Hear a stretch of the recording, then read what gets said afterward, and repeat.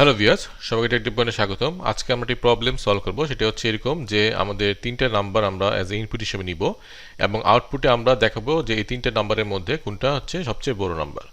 So এটার এক্সাম্পলটা এরকম হতে পারে যে ইনপুট যদি হয় 10, 20 এবং 30, তাহলে আমাদের আউটপুট আসবে যে 30 ইজ দ্য লার্জেস্ট নাম্বার। আর যদি এরকম আমরা ইনপুট দেই যে 85, 97, 20, তাহলে আমাদের আউটপুট কি আসবে? 97 is the largest number. So এই প্রবলেমটিকে সলভ করার জন্য আমরা একটি ফ্লো চার্ট এঁকেছিলাম লাস্ট ভিডিওতে এবং এটাকে এক্সপ্লেন করেছিলাম। সো আজকে আমরা এই প্রবলেমটাকে প্রোগ্রামের মাধ্যমে সলভ করব এবং বোঝার চেষ্টা করব যে নেস্টেড ইফ কীভাবে কাজ করে।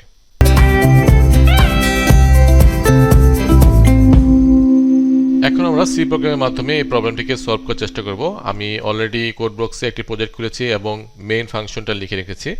এখন আমরা এই প্রবলেম সলভ করার জন্য যেসব লজিক লাগবে সেগুলো আমরা এখন আস্তে আস্তে লিখব। সো আমি ফার্স্টে কি করব? ফার্স্টে আমাদের তিনটি ভেরিয়েবল ডিক্লেয়ার করতে হবে, যেহেতু আমরা তিনটি নাম্বার ইন্টিজার নাম্বার নিব। সো সেক্ষেত্রে আমাদের কি করতে হবে? ফার্স্টে ইন্ট লিখে আমাদের তিনটি ভেরিয়েবল ডিক্লেয়ার করতে হবে। সো আমি ইন্ট লিখে num1, num2 এবং num3 এই তিনটি ভেরিয়েবল আমি ডিক্লেয়ার করলাম। এখন আমি প্রিন্টএফের মাধ্যমে প্রিন্ট করি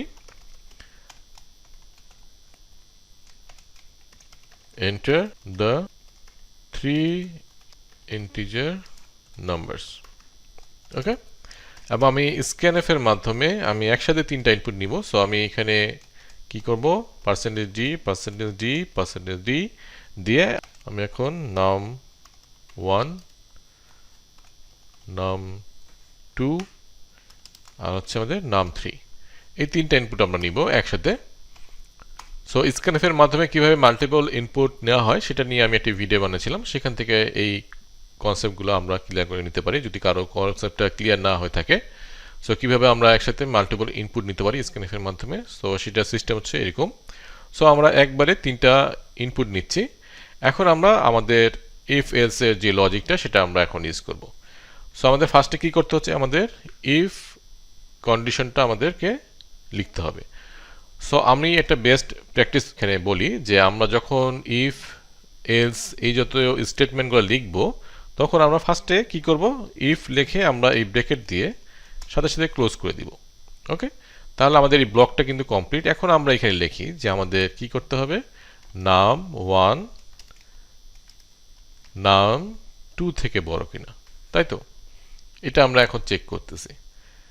তারপর লজিকটা কি আমাদের পরবর্তীতে আমাদের নেক্সট ইফে কি আছে আমি এটাকে ক্লোজ করে দিব এবং আমি এখানে চেক করব num1 num3 থেকে বড় কিনা। তাহলে আমি কি প্রিন্ট করব? printf দিয়ে %d is the largest number। So এখানে আমি কমা দিয়ে লিখব নাম্বার 1 হচ্ছে লার্জেস্ট নাম্বার। আর এখানে আমাদের এলস এ কি হবে? এলস এ যাচ্ছে আমাদের printf যদি আমাদের এই কন্ডিশনটা ফলস হয়ে যায় তাহলে আমাদের এই এলস এ যাবে এবং d is the largest number। এখানে আমাদের কি লিখতে হবে? নাম্বার 3 হচ্ছে আমাদের সেই লার্জেস্ট নাম্বারটা। ওকে, তাহলে আমাদের এই ইফ এর ভিতরে আমরা একটা নেস্টেড ইফ ইউজ করছি। এখন এলস কন্ডিশনে কি হবে? ইফ আমরা এখানে চাইলে সাথে সাথে এলসটাও লিখে ফেলতে পারি যেহেতু আমাদের এলসটা আছে। সো আমাদের এই ব্লকটা কমপ্লিট। এখন এখানে আমাদেরকে লজিকটা লিখতে হবে। সো এখানে কি আমাদের লজিক? নাম্বার 2 যদি নাম্বার 3 থেকে বড় হয় তাহলে আমাদের কি প্রিন্ট করবে? printf %d দিয়ে is the number। Okay, so আমাদের নাম্বার 2 হচ্ছে এই ক্ষেত্রে আমাদের লার্জেস্ট নাম্বার। আমি এখন printf দিয়ে আবার লিখব %d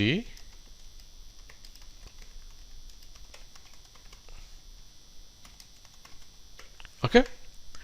এখানে আমাদের একটা জিনিস খেয়াল করতে হবে যে আমাদের যখন আমরা একটি ইফ স্টেটমেন্টের ভিতরে অর্থাৎ এই ব্লকটার ভিতরে আমরা যখন অন্য স্টেটমেন্টগুলো লিখব তখন আমাদের কি করতে হবে? ইনডেন্টেশনের মাধ্যমে আমাদেরকে এটাকে একটু সরায় দিতে হবে। তাহলে আমরা বুঝতে পারবো যে এই ব্লকটার আন্ডারে হচ্ছে এই সকল স্টেটমেন্ট। ওকে, আবার যেমন আমরা এখানে লিখেছি প্রিন্টএফ, সো আমরা কিন্তু এই ব্লকটার আন্ডারে হচ্ছে আমাদের এই প্রিন্টএফটা, সো আমরা ইনডেন্ট করে এটাকে একটু সরিয়ে দিয়েছি, অর্থাৎ আমরা ট্যাব ইউজ করব। এটার জন্য আমরা স্পেস যেন না ইউজ করি, আমরা সবসময় ট্যাব ইউজ করার চেষ্টা করব।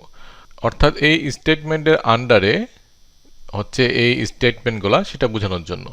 এবং ঠিক এখানেও তাই, আমরা যখন এখানে ইফ স্টেটমেন্ট লিখলাম তার আন্ডার হচ্ছে এই প্রিন্টএফ, সেটা বোঝানোর জন্য আমরা ট্যাবের মাধ্যমে ইনডেন্ট করে দিচ্ছি, অর্থাৎ একটু সরিয়ে দিচ্ছি। তখন আমাদের এই প্রোগ্রামটা বোঝা সহজ হবে এবং ভুলের সম্ভাবনা কম থাকবে। সো যখন আমরা এই সকল কোড লিখব তখন যেন আমরা এই কোডিং স্ট্যান্ডার্ডগুলোকে মেনটেন করি, তাহলে আমাদের প্রোগ্রাম দেখতে সহজ হবে, বোঝা সহজ হবে এবং ভুলের সম্ভাবনা কম থাকবে। সো আমরা এখন যদি প্রোগ্রামটা রান করি তাহলে আমরা দেখব যে আমাদের কারেক্ট আনসার আসছে। সো এটা করার আগে আমরা আগে বুঝি যে আমরা কি করেছি, যে নাম্বার 1 আমরা নাম্বার 2 থেকে বড় কিনা সেটা আমরা দেখছি, তারপর আমরা নেস্টেড ইফের মাধ্যমে আবার চেক করছি যে নাম্বার 1 কি নাম্বার 3 থেকে বড় কিনা। যদি 3 থেকে বড় হয় তাহলে আমরা প্রিন্ট করছি নাম্বার 1 হচ্ছে লার্জেস্ট নাম্বার, আর যদি ফলস হয় তো আমাদের এলসে যাবে এবং নাম্বার 3 হচ্ছে আমাদের লার্জেস্ট নাম্বার, সেটা প্রিন্ট করবে। ঠিক এভাবে আমাদের এলসের ক্ষেত্রেও তাই, এভাবে প্রিন্ট হচ্ছে। সো এখন যদি আমরা প্রোগ্রামটা রান করি তাহলে এবং এই প্রোগ্রামটাকে বোঝার চেষ্টা করি এবং দেখার চেষ্টা করি যে আমাদের আউটপুটটা ঠিক মতো আসতেছে কিনা। সো এটাকে আমি বিল্ড করে রান করলাম। এখন আমি দিলাম 10, 20, 30, তাই তো? এখন আমাদের কি বলবে, 30 ইজ দ্য লার্জেস্ট নাম্বার। ওকে, এখন আমাদের সেকেন্ড আইটেম আমরা এক্সাম্পল দেখি। 80, 95, তারপর হচ্ছে 20। সো আমাদের এখানে লার্জেস্ট নাম্বার কোনটা? 95। সো আমাদের বলতেছে 95 ইজ দ্য লার্জেস্ট নাম্বার। এখন আমরা আরেকটা এক্সাম্পল দেই। সাপোজ আমরা দিলাম 40, 10, 3। ওকে, তাহলে আমাদের 40 হচ্ছে লার্জেস্ট নাম্বার। তাহলে আমরা এই প্রোগ্রামের মাধ্যমে বের করতে পারছি তিনটি ইন্টিজার নাম্বারের মধ্যে কোনটি বড় সংখ্যা, সেটি আমরা কিন্তু এই প্রোগ্রামের মাধ্যমে বের করছি। এখন আমরা ডিবাগিং মাধ্যমে এই ইফ ইলস এবং নেস্টেড ইফ ইলসকে বোঝার চেষ্টা করি। ওকে, তাহলে আমি এখানে একটা ব্রেক পয়েন্ট দেই। এখন আমি ডিবাগিং এর এই বাটনটাতে ক্লিক করলাম। এখন আমাদের প্রোগ্রাম রান হলো। এখন এখানে আমাদের ইনপুট যাচ্ছে। সো আমি এখানে ইনপুট দিব হচ্ছে 10, 20, 30। ওকে, এবং দিয়ে যখন আমি এন্টার দিব তখন কিন্তু আমরা দেখতে পাচ্ছি যে এটা এখানে এসে আটকে গেছে, তাই তো? এবং আমাদের এই নাম্বারগুলো দেখাচ্ছে নাম্বার 1, নাম্বার 2 এবং নাম্বার 3 আমরা নিয়েছি। এখন আমরা স্টেপ ইনটু দেখব যে এখন কি হওয়া উচিত আমাদের। নাম্বার 1 নাম্বার 2 থেকে কি বড়? না, বড় না, তাই তো? তাহলে আমাদের কি হবে, এই স্টেটমেন্টের ভিতরে যা আছে সেটা আর এক্সিকিউট হবে না, তখন আমাদের চলে যাচ্ছে এলসে। আমরা দেখি এটা এটা এই স্টেটমেন্টটা দেখি আগে। সো আমাদের দেখতেছি যে আমাদের এখান থেকে এখানে চলে গেছে, কারণ হচ্ছে এই স্টেটমেন্টটা ফলস হয়ে গিয়েছিল, এই জন্য আমাদের এলসে চলে গেছে এবং এলসে যে এই ইফ কন্ডিশনটাকে আবার চেক করতেছে। সো এখানে কি আছে, নাম্বার 2 নাম্বার 3 থেকে কি বড়? তাহলে এটাও কিন্তু ফলস, তাই না? নাম্বার 2 হচ্ছে 20 আর নাম্বার 3 হচ্ছে 30। সো এটা কিন্তু ফলস।